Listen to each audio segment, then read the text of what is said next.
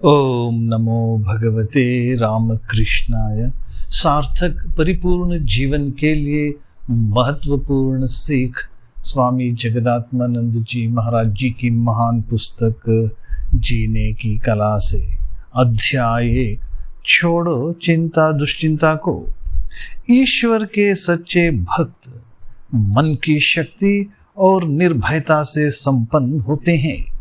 इस सच्चाई को इस खूबसूरत एपिसोड में समझाया गया है।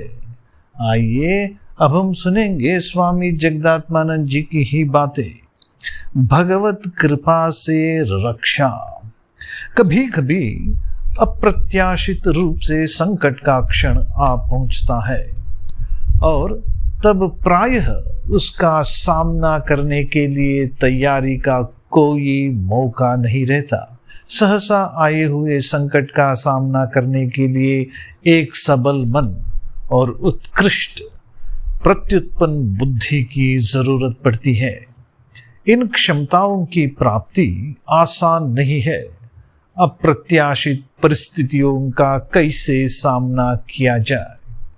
क्या कोई व्यक्ति पूर्णतया निर्भय हो सकता है? इस प्रसंग में स्वामी विवेकानंद जी के भ्रमण के दिनों की एक उल्लेखनीय घटना उन्हीं के शब्दों में इस प्रकार है। स्वामी जी कहते हैं, उन दिनों मैं हिमालय अंचल के विभिन्न घरों में जाकर भिक्षाटन किया करता था। अधिकांश समय मैं ध्यान किया करता था। भिक्षा प्राप्त भोजन अति सामान्य कोटि का रहता और वह मेरी भूख शांत कर पाने में अपर्याप्त था। एक दिन मैंने सोचा कि मेरा जीवन ही व्यर्थ है।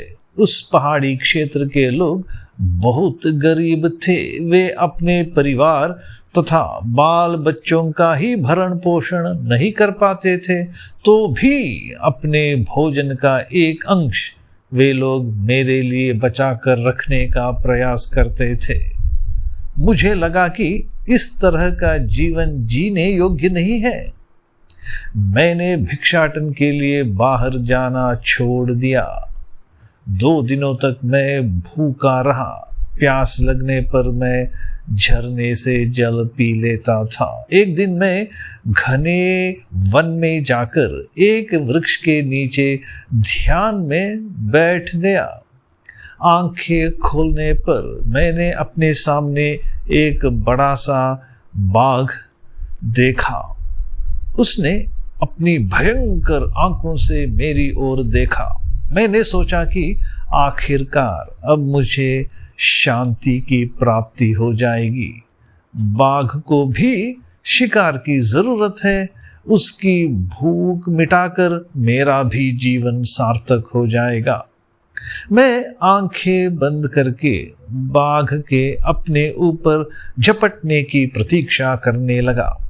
कुछ मिनट बीत गए पर बाघ ने मेरे ऊपर आक्रमण नहीं किया। मैंने आंखें खोली और चारों ओर देखने लगा। बाघ जंगल की ओर वापस चला जा रहा था। मैं चकित रह गया। मैं समझ गया कि ईश्वर मेरी रक्षा कर रहे हैं। मुझे बोध हुआ कि अब भी मुझे कुछ कार्य पूरा करना है और उसके पहले मुझे इस संसार से छुटकारा नहीं मिल सकता।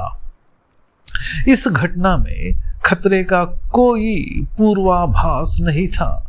ध्यान के बाद जब स्वामी जी ने आंखें खोली तो उन्होंने एक भयंकर बाघ को खड़े होकर अपनी ओर घूरते हुए देखा।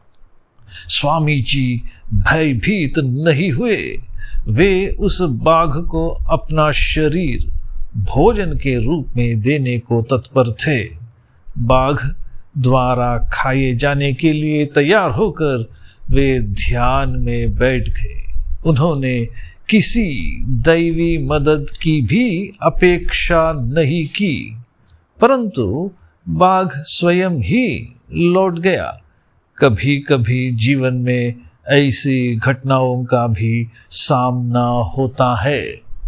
जिनमें वे शक्तियां क्रियाशील प्रतीत होती है जो प्राकृतिक नियमों के परे हैं। ईश्वर तथा अलौकिक घटनाओं में विश्वास न करने वाले युक्तिवादी ऐसी घटनाओं को निरर्थक संयोग मात्र मान सकते हैं, परंतु अनुभव सिद्ध लोग तथा भक्तगण उनमें ईश्वर की अदृश्य शक्ति का हाथ देखते हैं। स्वामी जी ने कहा, मैं समझ गया कि ईश्वर मेरी रक्षा कर रहे हैं। भक्तों को अनुभव होता है कि भगवान ही उनकी रक्षा करते हैं। भगवान के लिए कुछ भी असंभव नहीं है। कभी कभी ऐसा लगता है कि भगवान ने किसी व्यक्ति को विपत्ति में डाल दिया है, परंतु विश्वासी लोग उसमें भी भगवान का आध्यात्मिक उद्देश्य देखते हैं।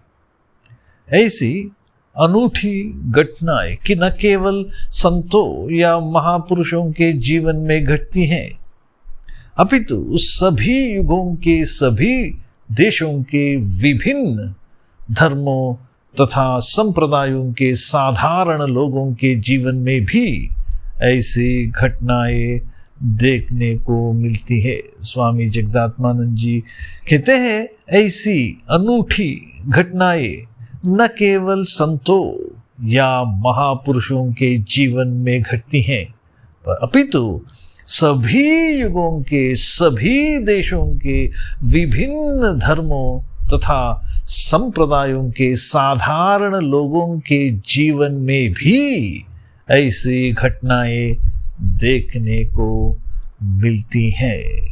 ओम शांति शांति शांति। हरि ओम तत्सत। श्री राम कृष्णार्पणमस्तु।